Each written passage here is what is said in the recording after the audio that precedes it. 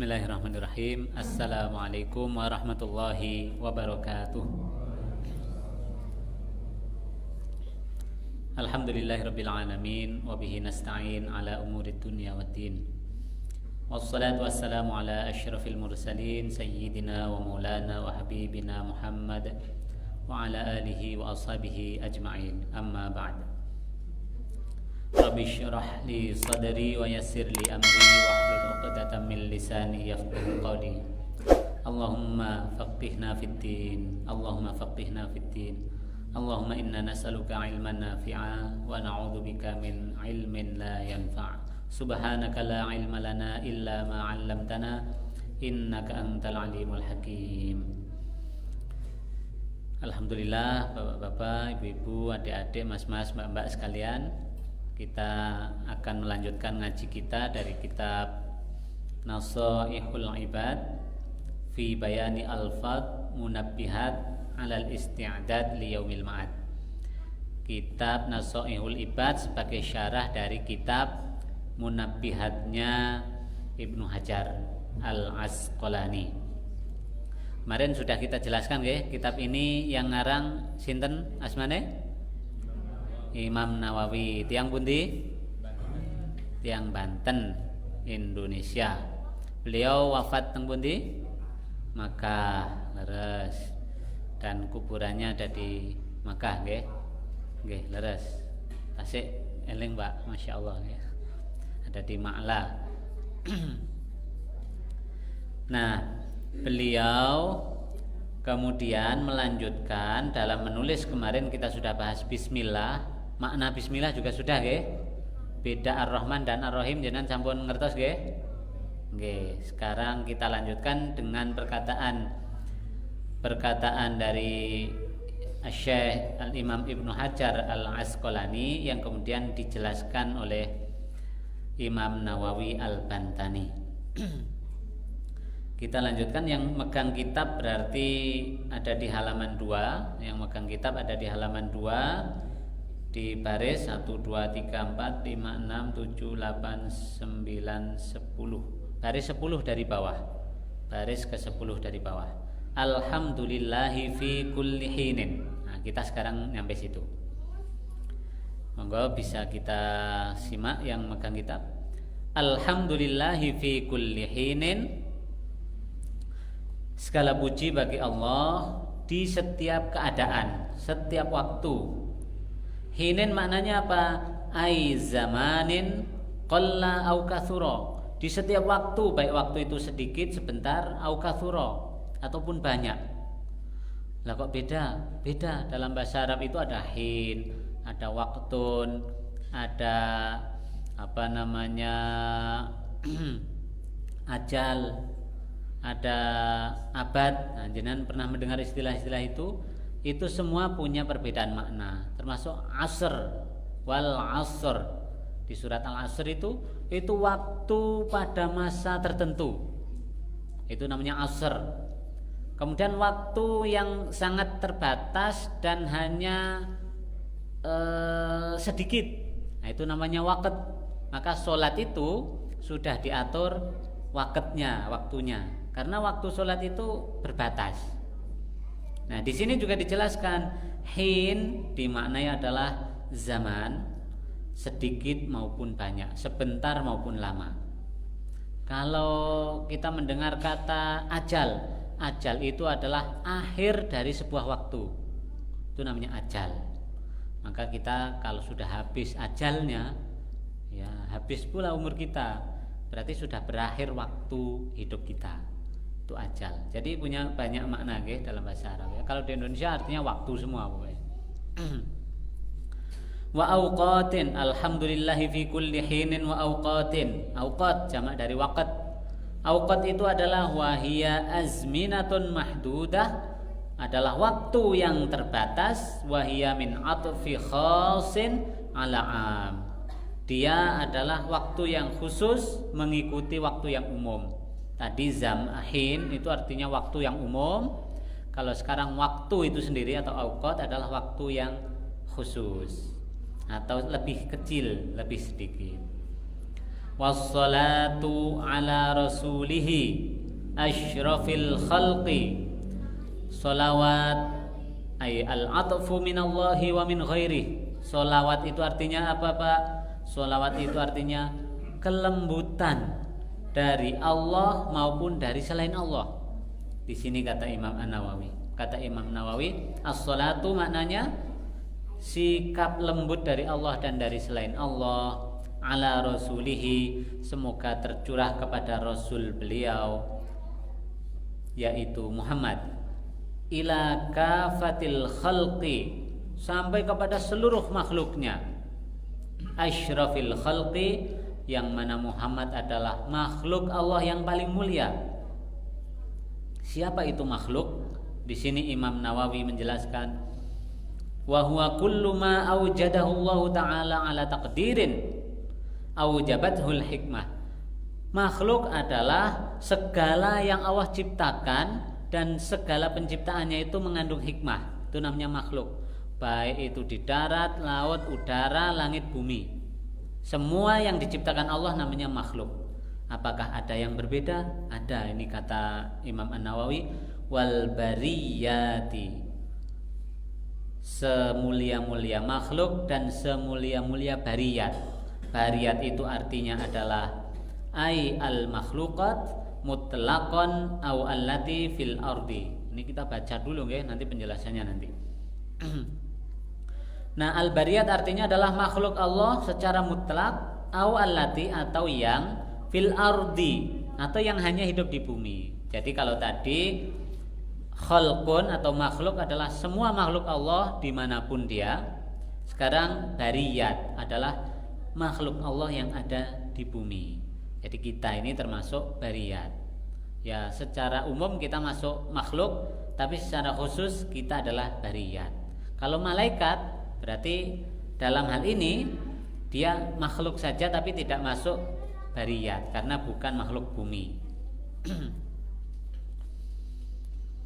Min atfil muradif atau min atfil khas alal am. Ini diatofkan sebagai sinonim dari makhluk atau mengikuti dari yang khusus ke yang umum. Maksudnya bariyat itu kan khusus di bumi, sedangkan makhluk adalah semua ciptaan Allah di mana saja. Ini penjelasan ya Pak. Jadi rada mikir sithik mboten napa-napa jenengan, rada mumet sithik ra apa-apa nggih.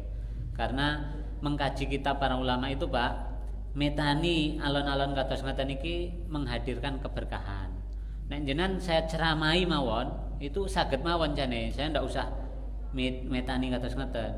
Tapi jenengan nggak tahu betapa sulitnya Imam Nawawi oleh nulis meripil kados ngaten iki, sehingga untuk mempelajari sulitnya beliau belajar, sulitnya beliau mengajar, kita tidak ikut payah Pak. Nah, maka keberkahannya kurang. Nah, nek ikut payah Pak oleh mikir, nah, nanti keberkahannya tumbuh terus Pak. Jadi saya sengaja membuat jenengan berpayah-payah ria Pak.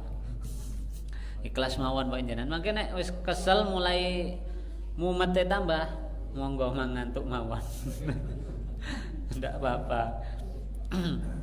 Apalagi ini kitab dikarang 200-an tahun yang lalu kan, sebelum Indonesia merdeka. Jadi ya keadaan masa lalu yang menggambarkan beliau menulis, bukan keadaan sekarang. Ya, nah ini ditulis oleh saya sekarang. Saya mah bahas Klaten bareng ning kene, Pak. Klaten, di mana saya pernah tinggal misalnya gitu ya. Oke, kita lanjutkan. Fa sayyiduna Muhammad sallallahu alaihi wasallam, lalu Sayyiduna Muhammad sallallahu alaihi wasallam dia adalah afdalu khalqillahi kullihim. Dia adalah makhluk Allah yang terbaik dari seluruh makhluk-makhluknya. Baik yang di langit, di bumi, di darat, laut, udara atau dimanapun. Nah, dia adalah yang termulia. Hadhihi al-mustahdharah fi dzihni, maksudnya yang hadir dalam benak saya, yang hadir dalam pikiran dan hati saya, kata Imam An-Nawawi, munabbihatun adalah peringatan-peringatan atau pengingat-pengingat alal isti'dad liyaumil ma'ad. Nanti isinya adalah pengingat untuk kita bersiap menuju akhirat, menuju hari kematian. ay 'ala ta'ahhubi li ajli waqtir ruju' ila Allah taala.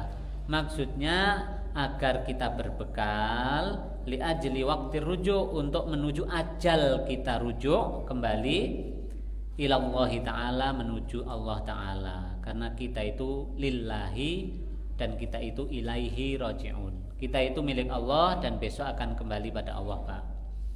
Ini kita ngaji ki men eling mati ya, Pak ya. Fa inna minha, dan di antara munabbihat ay al munabbihat, maksudnya di antara dari peringatan-peringatan yang ditulis oleh Ibnu Hajar di kitab ini, ma yakunu masna, ada yang berupa berpasang-pasangan, dua hal yang begini dan dua hal yang begini, dua hal yang menguntungkan, dua hal yang merugikan, dua hal yang menyelamatkan, dua hal yang menghancurkan. Masna, dua-dua. Ai zaujaini, maksudnya berpasang-pasangan, dua-dua. Wa minha, dan di antara nanti nasihat-nasihat di kitab ini, ma yakunu sulatiyan ila tamamil asyrah, ada yang tiga hal yang menyelamatkan di kubur, tiga hal yang menyengsarakan di kubur, tiga hal yang membuat kita keras hati, tiga hal yang membuat kita lembut hati. Ada yang tiga begitu, ila tamamil asyrah, sampai nanti 10. Ini ceritanya beliau mau menjelaskan kitab ini nanti begitu loh isinya gitu. Wa jumlatul maqalat, jumlah nasihat makalah yang ada di sini, makalah-makalah yang nanti nasihat-nasihatnya, mi'atani wa arba'a asyrata, ada 214 nasihat. Nah, di kitab ini nanti ada 214 nasihat. Al-akhbaru khamsatun wa arba'un, yang berupa hadis jumlahnya ada 45 hadis. Jadi di sini nanti ada 45 hadis yang berupa nasihat. Wal bawaqi asarun, sisanya adalah berupa asar. Asar itu nasihat atau ucapan para sahabat dan para tabi'in.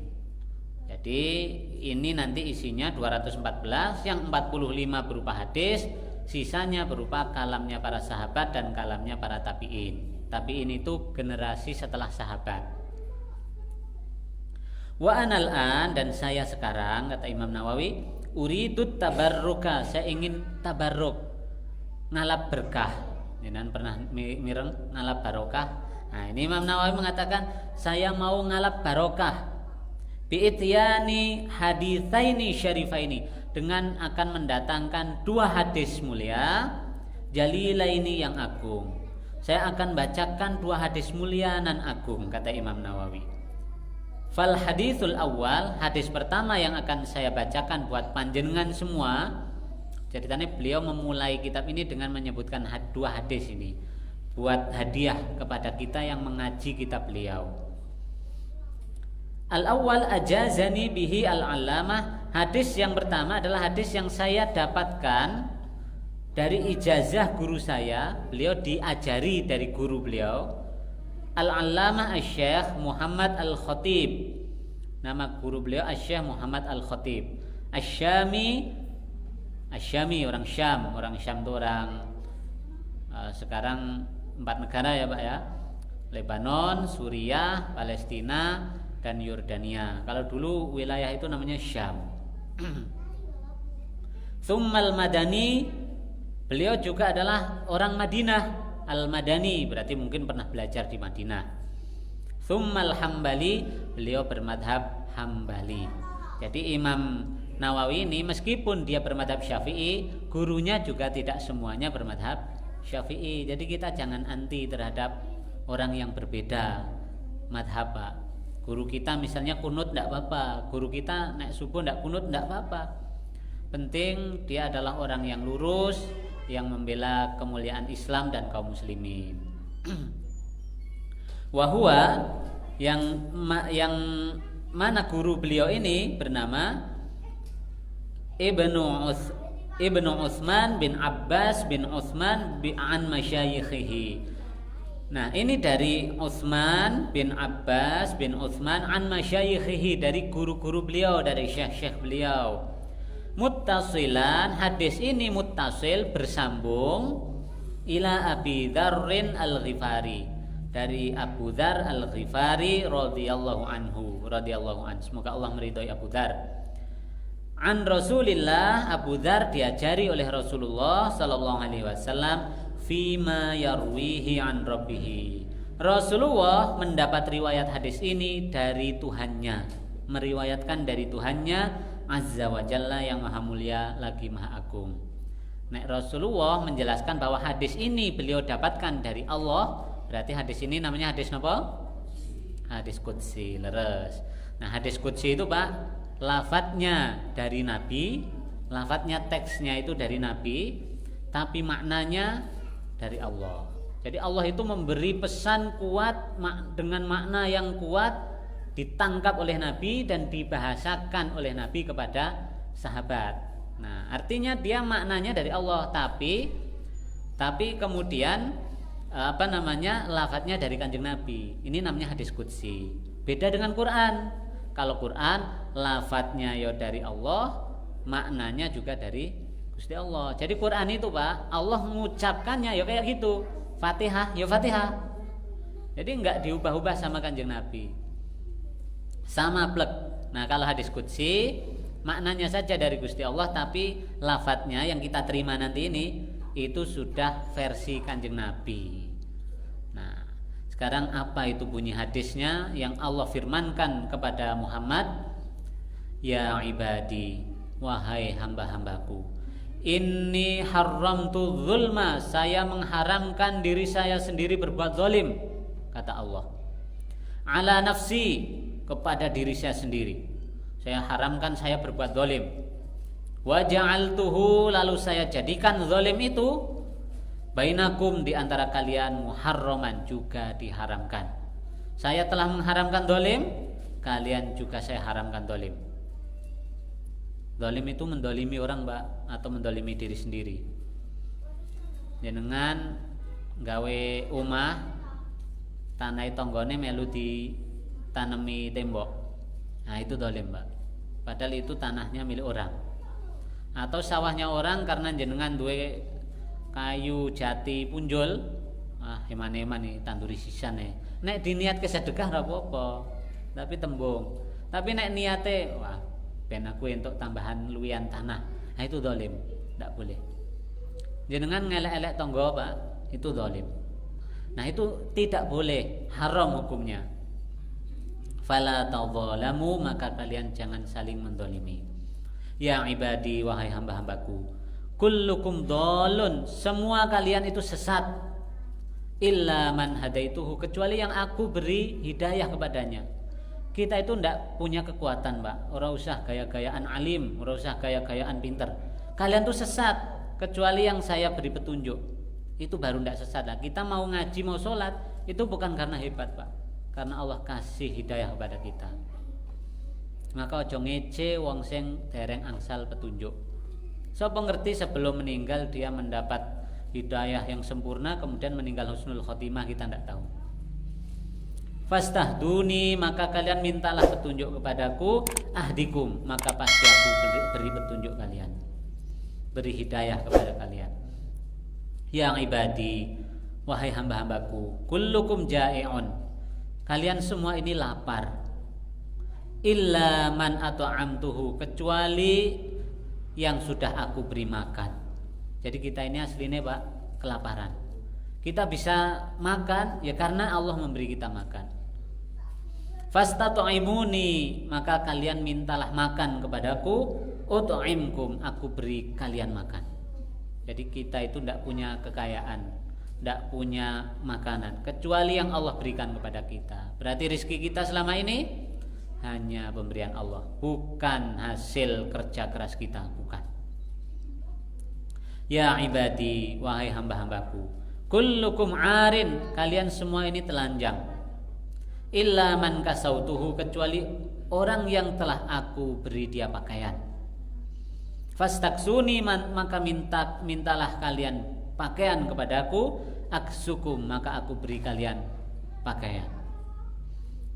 Yang ibadi, wahai hamba-hambaku, innakum tukhti'una bil-laili wan nahar, kalian ini pendosa siang dan malam. kalian ini suka berbuat salah siang dan malam. Wa ana aghfirudz dzunuba jami'a, sedangkan aku aghfir lakum, aku pasti kabulkan, aku beri ampunan kepada kalian. Ini buat para pendosa tidak boleh putus asa. Hadis ini membuat kita diminta untuk optimis, seberapapun besar dosa kita, dilakukan berulang-ulang meskipun terus-terusan kita lakukan, Allah akan mengampuni dosa itu. Jangan pernah khawatir. Ya ibadi, wahai hamba-hambaku, innakum lan tablughu durri, kalian tidak akan pernah mampu membuat bahaya kepadaku. Fatadurruni, kalian berbuat sesuatu yang membahayakanku tidak mungkin. Walan tablughu naf'i fatanfa'uni, jika kalian berbuat sesuatu baik, kebaikan, juga tidak akan bermanfaat kepadaku kebaikan itu. Kalian berbuat sesuatu yang membahayakan, tidak membahayakanku. Kalian berbuat yang baik, tidak akan berguna kepadaku. Kalian itu tidak ada gunanya bagiku. Kurang lebih Allah ingin bilang gitu.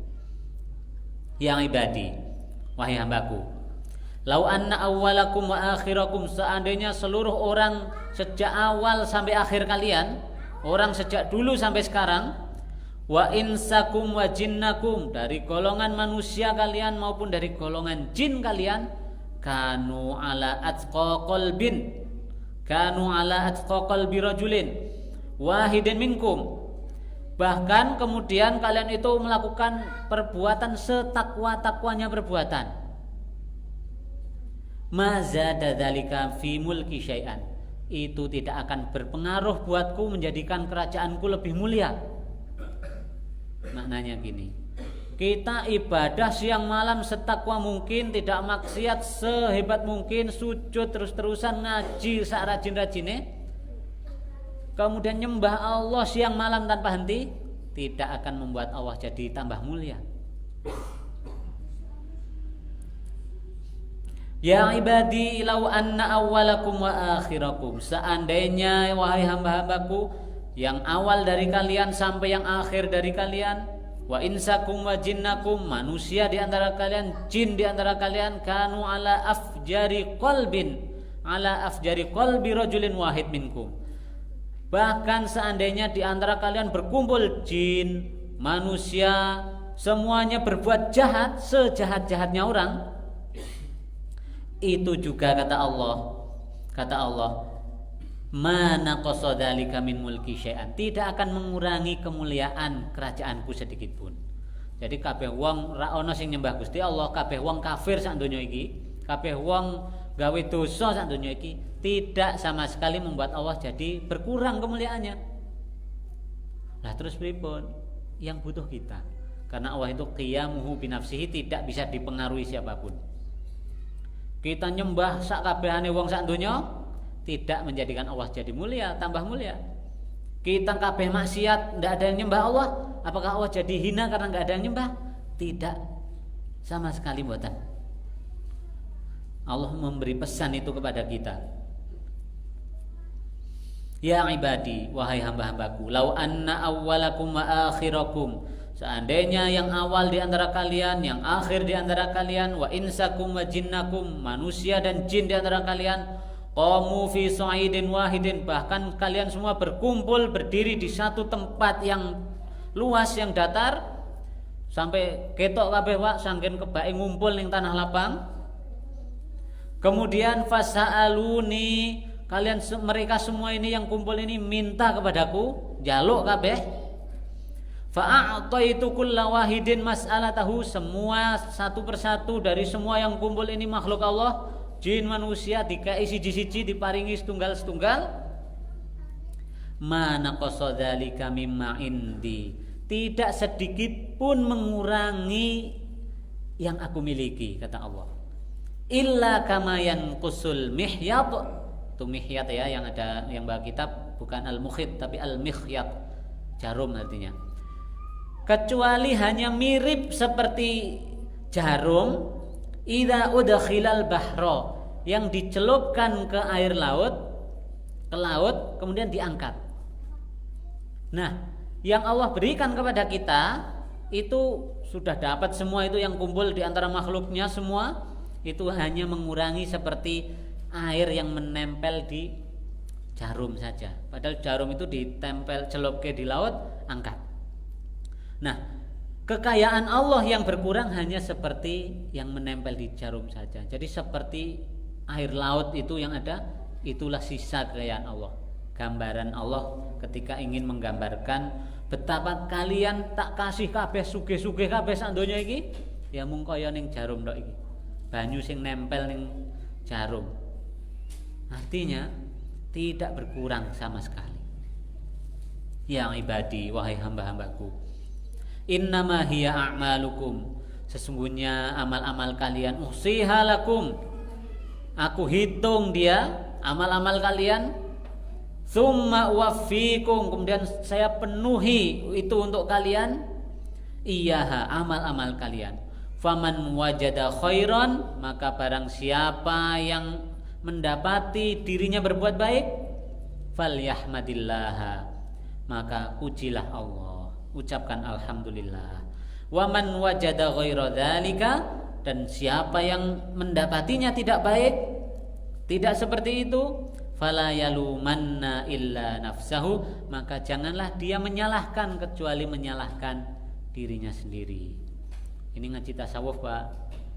Nek kita nemu kebaikan, bilang ini semua adalah berkah dari Allah, saya memuji Allah. Saya bisa baik seperti ini juga karena kehendak Allah atas hidayah darinya. Tapi nek dewe berbuat elek, Pak, cara ilmu tasawuf, Pak, ojo nyalah-nyalahke wong liya, Pak. Introspeksi diri, pasti salah kita sendiri. Bahkan, Pak, ulama-ulama itu, Pak, ketika naik kendaraan, kok kendaraannya mogok, dia tidak menyalahkan siapa tadi yang merawat kendaraannya.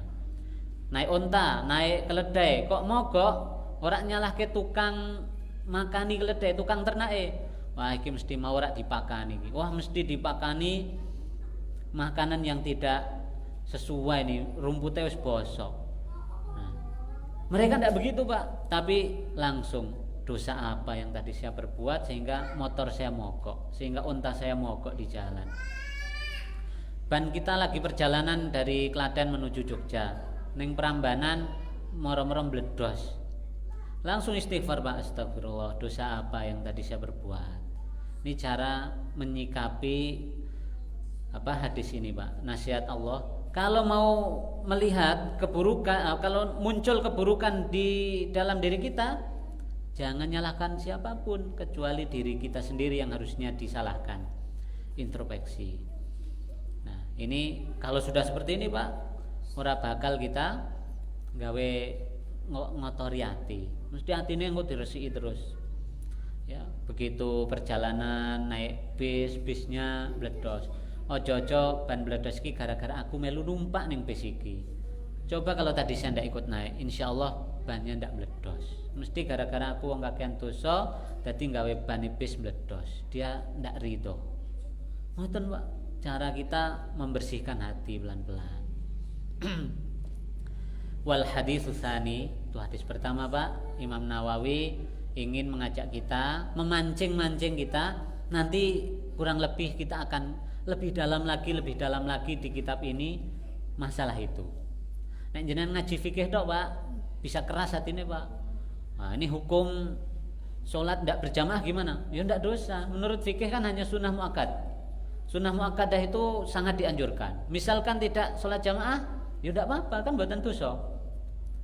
Fikih, Pak. Tapi kalau tasawuf, Pak, semakin sering kita tidak sholat berjamaah, semakin berkarat hati ini, semakin kotor pikiran kita, semakin budrek, semakin banyak suudzon nanti hati kita. Akan begitu. Nah, cara tasawuf bekerja begitu. Nah, makanya nek dihubungkan fikih karo tasawuf dan dua-duanya dilakukan, kita kaji bersama, nah kita jadi orang yang bijaksana, Pak. Yo ilmune duwe, ora gampang nyalahke wong. Nek ana wong ora jamaah, Pak, kita ndak bakal nyalahke mergo apa? Lho kan ndak dosa. Karena apa? Jamaah kan ndak wajib. Kita nggak bakal suudzon gampang karo wong. Tapi buat diri kita, mosok saya hanya mengejar sesuatu yang wajib saja. Yang sunnah mestinya saya kejar untuk nambah pahala. Saya toh dosanya banyak. Begitu, Pak. tasawuf sama fikih itu kalau dikoalisikan, Pak. Nah, maknyus ya, mantul. Mantap betul ya. Mak kita nggak gampang nyalahkan orang. Apa meneh padu gitu nih, Pak. Kayak haram, kayak neraka, kayak ahlunar, saya ahlul jannah gitu. Jannah mbahmu. Enak saja gitu. Enggak, Pak. Kita jadi orang yang bijaksana. Maka ahli hikmah, Pak, belajar fikih, ya belajar tazkiyatun nafs, mensucikan jiwa, pensucian jiwa. Nah, kemudian hadis yang kedua, Pak, Imam Nawawi, Masya Allah, Pak, orangnya itu berarti lembut sekali terhadap sama muslim. Pingin sekali untuk persaudaraan umat Islam ini terjaga, terjalin betul. Kita harus lemah lembut pada sama muslim. Maka kita lihat simak hadis kedua ini. Wal haditsus tsani, adapun hadis kedua, ajazani, saya mendapat ijazah, bihi, dari hadis kedua ini, al-alamah, dari al-alamah, orang yang sangat alim, as-sayyid, seorang sayyid, Ahmad al-Mursafi, namanya Syekh Ahmad al-Mursafi al-Misriyi, al-Mursafi al-Misriyu, orang Mesir, Pak. Ba'da an ajazani bihi, setelah mengijazahkan juga kepadaku As-Sayyid Abdul Wahab bin Ahmad Farhad, Syekh Abdul Wahab bin Ahmad Farhad Asy-Syafi'i, yang bermadhab Syafi'i, an masyayikhihi, dari syekh-syekh beliau, musalsalan bil awwaliyati, hadis ini berupa musalsal bil awwaliyah, yang selalu saya dapatkan secara bersambung di setiap awal ngaji. Jadi guru beliau setiap awal ngawiti ngaji, Pak, bacakan hadis ini. Maka hadis yang turun temurun bersambung ini, yang dibacakan selalu di awal ngaji ini, disebut hadis musalsal bil awwaliyah. Ini istilah ya, Pak, dengan pen kertas. Ila Abdillah, bersambung kepada siapa? Abdullah bin Umar. Jadi kepada Ibnu Umar, anaknya Umar, Abdullah bin Amr bin Al-As, dari Abdullah bin Amr bin Al-As, dari Amr bin As. Jangan kan sering mendengar Amr bin As ya. Ini Abdullah bin Amr bin Al-As, anin Nabi sallallahu alaihi wasallam. Amr bin As mendapat dari Nabi sallallahu alaihi wasallam, annahu qol, bahwa Kanjeng Nabi dawuh. Apa kata Kanjeng Nabi? Ar-rahimuna yarhamuhumur rahmanu tabaraka wa ta'ala.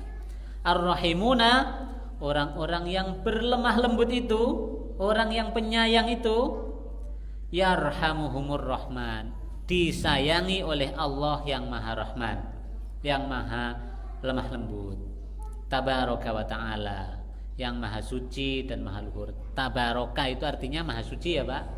Jadi nek jenengan sering mendengar apa misalnya Masya Allah, tabarakallah, itu beda. Tabarakallah dengan barakallah itu beda, ya. Kalau barokahnya semoga Allah memberkahi, prestasi kita ucapkan barakallah gitu ya. Tapi kalau kita kagum, nah ucapkan Masya Allah, tabarakallah ya. Itu tabarakallah bukan semoga Allah memberkahimu, tapi artinya maha suci Allah, sebagai zikir kekaguman. Ya kadang kan kita nganggepnya podo, ya. Saya jelaskan ya, karena wis ngaji ki kudune sithik-sithik nambah ilmune ya. Irhamu, orang yang penyayang itu disayangi Allah, maka irhamu, maka kalian sayangilah man fil ardi, makhluk Allah yang ada di bumi. Yarhamkum, kalau kalian mau menyayangi makhluk Allah yang ada di bumi, yarhamkum man fis samai, makhluk Allah yang ada di langit atau yang ada di langit akan menyayangi kalian. Wal makna, maknanya kata Imam Nawawi, ar-rahimuna liman fil ardi, orang yang mau menyayangi makhluk Allah yang ada di bumi, min adamiyin, baik dia manusia, wa hayawanin, maupun hewan, lam yu'mar biqatlihi, yang tidak disuruh membunuhnya. Nah, kalau kita suka menyayangi sesama manusia, kemudian hewan-hewan yang kita tidak disuruh membunuhnya, bil ihsan ilaihim, kita berbuat baik kepada mereka semua, yuhsinur rahmanu ilaihim, maka Allah menyayangi orang itu. Sayangi Pak, ya, baik dia muslim maupun non muslim kita sayangi, ya, kita sayangi semuanya. Apalagi yang muslim. Ini kadang penyakitnya umat Islam tuh gini. Kita belajar PKN mendapat materi yang namanya toleransi antar umat beragama. Kita dengan orang yang berbeda agama saja bisa toleransi. Harusnya kita juga bisa toleransi antar umat seagama. Kalau antar umat yang beragama, beda agamanya, non muslim, kita saja bisa toleransi. Dengan yang seagama kudune luweh bisa meleh. Tapi wong Islam kadang mboten.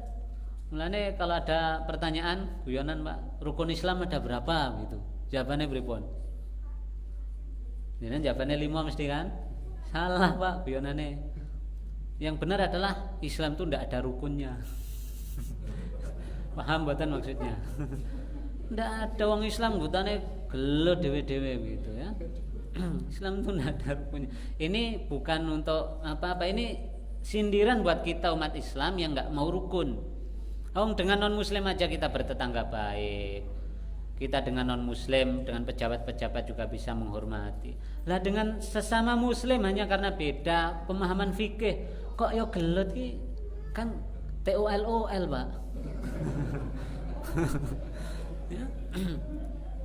Menurut saya wagu begitu ya. Saya mau nyebut nggak ilok ya. Dieja saja. Nah, oleh sebab itu sayangi Pak, ya sayangi non muslim sayangi semua. Jangan kita gampang berbuat jahat, apalagi terlebih-lebih dengan sesama muslim. Qur'annya itu sudah sangat jelas. Adzillah 'alal mu'minin, ya, a'izzah 'alal kafirin. Kalau terhadap sama muslim selembut-lembut mungkin, meh nasihati ben iso sak lembut mungkin Pak. Ngandani selembut mungkin, jangan dipermalukan, jangan diejek, jangan dibully. Nah, terhadap orang kafir a'izzah Pak. Kita jaga izzah, jaga kemuliaan, kita tegas. Jangan dibalik ya. Nak karo wong Islam beda bully, pisuh, gak status, permalukan. Nah, nek karo wong kafir, wah kita harus toleransi ya, kita harus lemah lembut. Ini termasuk yang keliru kuadrat, keliru banget ini. Tidak boleh. Nah, Imam Nawawi di sini ya, hadis kasih sayang disampaikan di awal. Maknanya apa? Kita diminta melembutkan hati Pak ya, terhadap sama muslim itu selembut mungkin. Ini yang pertama harus kita lakukan nih. Kalau kita mau berlembut-lembut dengan makhluk Allah yang di bumi, manusia, hewan dan segalanya, yang di langit akan lembut juga kepada kita. Irhamu man tastati'una an tarhamuhu. Maka berlembutlah kalian, sayanglah kalian kepada orang yang mampu kalian lembut kepadanya. Min asnafi makhluqatihi ta'ala, dari segala jenis makhluk Allah Ta'ala, termasuk jin Pak. Mulane jenengan ora entuk sembarangan nguyoh pipis ana leng kewan misalnya kan, omah kewan. Wah, pipisi wae gitu. Enggak boleh Pak. Kalau kata para ulama itu di antara tempat yang paling nyaman buat tempat tinggal jin itu adalah lubang-lubang hewan seperti itu. Nah, nenek cah cilik nguyuh ning kebon ning leng kewan, mau bali-bali wis disunati bareng. Nah, ini bisa jadi om, dia lagi tidur nyenyak-nyenyak, raine diuyoi coba. Wah, sunati sisane. Bapaknya bingung, anakku kok wis sunat gitu. Sing sunati jin. Naudzubillah min dzalik. Maka jenengan ajari anak-anak kita adab, Pak. Berlemah lembut pada semuanya, ya, yang mampu kita lakukan. Walau ghairu akilin, meskipun dia tidak berakal. Termasuk wong edan, Pak. Ora entuk wong edan mlaku diblosdrong celanane. Gitu. Hehe ketok gitu. Baru diguyub bareng cah cilik-cilik ngetutke anggo kaleng ditabuhi gitu kan. Itu ndak boleh, Pak. Jenengan perlu ngajari cah cilik nek ana wong edan ditabuhi ditutke bareng-bareng itu termasuk perbuatan tidak berlemah lembut, tidak penyayang. Jenengan larene kudu dikandani. Putu-putune jenengan, Pak, sanjangi. Ampun le, ya. Bayangkan itu keluarga kita, naudzubillah. Bayangkan. dipermalukan seperti itu, dan kita kenal orang itu adalah keluarga kita. Tidak enak, Pak. Ya, tidak enak. Maka anak-anak kita, cucu-cucu kita dinasihati, yang kayak gitu tidak boleh. Kita bisa nasihati gitu karena kita ngaji, Pak. Oh, yang seperti itu tidak baik. Nek kita tidak ngaji, oh melu-melu tonggo. Duelek-elek wong edan balang watuan. Ring. Gak kena. Blinteng. Wah, Masya Allah. Naudzubillah ya. Ampun, Pak. Walau ghairu aqilin bisyafaqah, meskipun tidak berakal kita harus berkasih sayang alaihim kepada mereka, wa du'aikum lahum birrahmah wal maghfirah wa alaihim wa du'aikum, dan dengan kita mendoakan mereka dan dengan doa kalian. Maksudnya kita diminta untuk mendoakan lahum kepada mereka semua ini, makhluk-makhluk Allah ini, birrahmati wal maghfirah, dengan doa kasih sayang dan ampunan. Maka kalau kita melakukan, yarhamkumul malaikah, para malaikat yang di langit juga akan menyayangi kita. Wa man rahmatuhu amatun li ahlis sama, dan segala makhluk Allah yang rahmat kasih sayangnya merata li ahlis sama, bagi ahli sama, penduduk langit. Alladzina hum, yang mana penduduk langit itu aktsaru min ahlil ardi, jumlahnya lebih banyak dari penduduk bumi. Jadi warga langit, Pak, makhluk Allah di langit ini jumlahe langkung kathah tinimbang makhluk Allah ingkang wonten bumi. Ya, cuma sayangnya kita tidak tahu ya yang tinggal di sana itu jumlahnya berapa. Yang jelas nek misal penduduk bumi sekarang itu 7 miliar, nah di sana berarti lebih dari 7 miliar. Ini kata Imam Nawawi, lebih banyak penduduk langit daripada penduduk bumi. Akeh berarti. Apa meneh langit kan ono lapis 7-an, langit 1, 2, 3, 4, 5, 6, 7. Kita tidak tahu langit itu yang mana juga soalnya. Ini yang kita lihat ke atas itu, yang biru-biru atau yang putih-putih, iku apa langit apa uduan kita tidak tahu kan. Nek jare IPA itu batas jarak kita mampu memandang. Kita juga tidak tahu memang. Maka cukup kita beriman kepada Allah. Nah, bagi saya ya, tentang akidah-akidah itu juga ada furuknya, ada perbedaan-perbedaan yang kita juga layak untuk menganggap perbedaan-perbedaan itu bisa dibenarkan. Tidak cuma fikih, furuk akidah juga bisa dibenarkan menurut saya. Selanjutnya, wala yajuzu, tapi kata Imam Nawawi tidak boleh li syakhsin, bagi seseorang, an yad'u li jami'il muslimin, mendoakan seluruh umat Islam. Mendoakan apa? Bi ghafri jami'i dzunubihim, semua dosanya diampuni oleh Allah. Enggak boleh kita mendoakan semua umat Islam di bumi ini dosanya diampuni oleh Allah. Au yad'u li faqirin binahwi mi'ati dinar, atau mendoakan orang yang sangat miskin tiba-tiba memiliki uang 100 dinar. Walaisa lahu jihatun, padahal dia tidak memiliki kemungkinan, tidak memiliki tanda-tanda yatasahhalu min hadalik, yang dia mendapatkan 100 dinar. Wa yaqulu hadza minar rahmah bil khalqi, dan kemudian orang itu berkata, nah, ini adalah bentuk kasih sayang Allah kepada makhluknya, maka saya mendoakan ini. Kenapa tidak boleh, kata Imam Nawawi? Li'annahu mukhalifun linususi syar'i, karena doa tersebut bertentangan dengan nas-nas syariat, karena itu tidak sesuai dengan dalil agama, Pak. Doakan kabeh wong Islam mlebu swarga, kabeh wong Islam diampuni dosane saat itu juga, tidak boleh, kata Imam Nawawi, karena mesti duwe dosa, Pak. Nek kabeh dosane resik alias 0, berarti kabeh langsung mlebu swarga tanpa siksa. Itu sesuatu yang tidak mungkin, kata Imam Nawawi, karena di antara umat Islam itu banyak yang berdosa, sehingga bakal disiksa riyen baru dimasukkan ke surga. Sehingga mendoakan kabeh wong Islam tiba-tiba suci dari dosa, kata Imam Nawawi, itu tidak mungkin, sehingga tidak boleh. Termasuk doakan wong sing sangat miskin, muga-muga kamu sekarang sedang memiliki 100 dinar. Muga-muga begitu, berdoa dia. Kata Imam Nawawi itu juga tidak boleh. Lah wong dia orangnya malas, turu tok ning kasur, ora nyambut gawe. Kok didoakan muga-muga tiba-tiba dia dapat 100 dinar. Itu bertentangan dengan dalil agama kata Imam Nawawi. Karena harusnya kalau orang miskin mau kaya bekerja. Nah, sambil bekerja didoakan semoga kamu dilancarkan rezeki mendapat 100 dinar misalnya. Itu enggak apa-apa. Nek uang banget miskine, ora nyambut gawe, males-malesan ditungake ngoten, itu bertentangan cari Imam Nawawi. Maka enggak boleh, Pak. Ya. Jangan kemudian beralasan kan ini doa rahmat kasih sayang. Nah, tidak dibenarkan kata beliau. Maka yang demikian itu adalah mukhalifun linususis syar'i, bertentangan dengan dalil agama. Nah, sampun ternyata Pak, cepat sekali ya Pak. Isya. Monggo sebelum saya tutup kalau ada yang mau ditanyakan.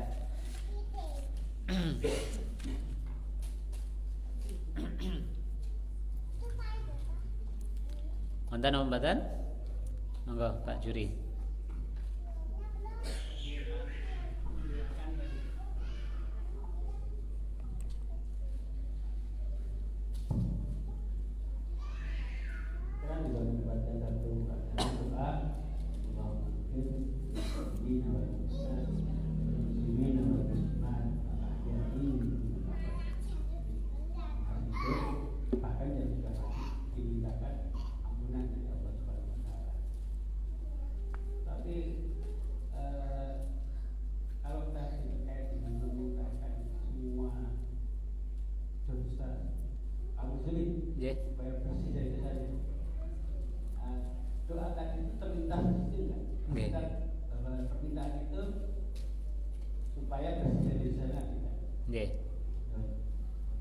Matur nuwun. Pertanyaannya, kan kita sering mendengar doa, bahkan nek khutbah kuwi ana doa yang berbunyi Allahumma ighfir gitu nggih. Lil mu'minina wal mu'minat wal muslimina wal muslimat al ahya'i minhum wal amwat misalnya ngoten nggih. Itu kalau tadi dikatakan tidak boleh mendoakan kaum muslim itu pripun? Nah, ini ada bedanya, Pak. Kalau mendoakan seluruh kaum muslimin diampuni dosanya boleh. Tapi nek seluruh kaum muslimin terbebas dari dosa, terampuni seluruh dosanya, tidak boleh. Karena tidak mungkin. Nah, kurang lebih begitu. Karena tidak mungkin masing-masing orang itu terbebas dari dosa di seluruh dunia. Semua kaum muslimin di seluruh dunia semuanya bersih dari dosa, itu tidak mungkin. Mungkin apa mboten? Mboten mungkin. Mustahil. Yang mungkin kita mendoakan agar dia diampuni dosanya. Tapi dosa yang mana kita tidak tahu. Oh, mungkin dosa pas dia sempat ngomong elek. Mungkin dia pas sempat pernah ngapusi. Nah, dosa-dosa di antara kita karena didoakan oleh khotib, mungkin dari itu terampuni, Pak. Tapi apakah dosa yang lain kemudian juga ikut bersih? Belum tentu. Nah, tapi cukup mendoakan semoga umat Islam diampuni dosanya, tidak seluruh dosanya. Dan tidak seluruh umat Islam diampuni seluruh dosanya sehingga masing-masing umat Islam itu bersih seluruh dunia tanpa dosa. Yang tidak boleh itu. Nah, tapi mendoakan umat Islam di seluruh dunia agar diampuni dosanya boleh. Paham nggih bedanya nggih? Nah, kalau ini dilanjutkan, Pak, apalagi mendoakan orang kafir masuk surga. Jelas tambah tidak boleh. Ya Allah, semoga akhok masuk surga. Tidak boleh, Pak, haram, Pak. Karena pasti masuk neraka jika sebelum mati tidak masuk Islam. Menurut syariat Islam begitu. Karena satu-satunya tiket dasar agar orang bisa masuk surga, dia harus Islam. Ya, jadi wong Islam itu saelek-eleke, Pak, sudah punya tiket masuk surga. Ini contoh motivasi. Tapi contoh yang lain nek membuat kita semangat. Nah, ojo ndung mentang-mentang masuk surga kemudian bebas berbuat dosa, tetap disiksa dulu. Nah, maka contoh yang elek itu, Pak, ada contoh elek, Pak. Banding ke milih ndi? Gubernur ora jilbaban misalnya. Gubernur gutane mendem atau maaf nggih. Islam gotane mendem. Sing siji gubernur kafir tapi gotane sedekah. Gubernur Islam gotane mendem, gubernur kafir hobi sedekah. Milih ndi? Ini kan pertanyaan elek, Pak. Pertanyaan elek gitu. Contoh pertanyaan adil itu ada orang Islam rajin sholat calon gubernur, ada orang kafir gotane cangkem elek. Milih ndi? Adil kan? Atau podo apike wis. Podo rajin sedekah siji Islam siji kafir. Kan adil. Nah, kita akan milih begitu. Ini contoh. Tapi pertanyaan elek itu sekarang ramai, Pak. Nah, yang seperti itu umat Islam gampang ditipu begitu. Mending kafir tapi rajin sedekah timbang. Nah, itu membandingkan iki sing elek, itu ndak boleh. Itu enggak adil namanya. Padha karo wong wedok jilbaban tapi elek, alias perbuatannya buruk. Yang satu wongnya apian tapi ora jilbaban, milih ndi? Ora adil kan? Iya. Ya dia dapat dua-duanya, yang jilbaban tapi elek, dosanya dari eleknya itu, jilbabannya berpahala.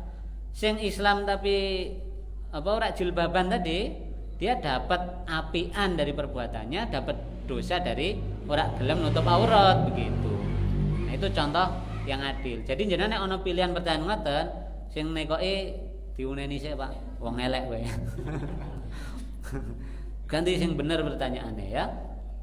Ngoten nggih, semoga Allah memberkahi majelis kita. Kita lanjutkan pada pertemuan berikutnya insyaallah. Aku qouli hadza wa astaghfirullaha li wa lakum wallahu taala a'lamu bissawab. Walhamdulillahirabbil alamin. Assalamualaikum warahmatullahi wabarakatuh.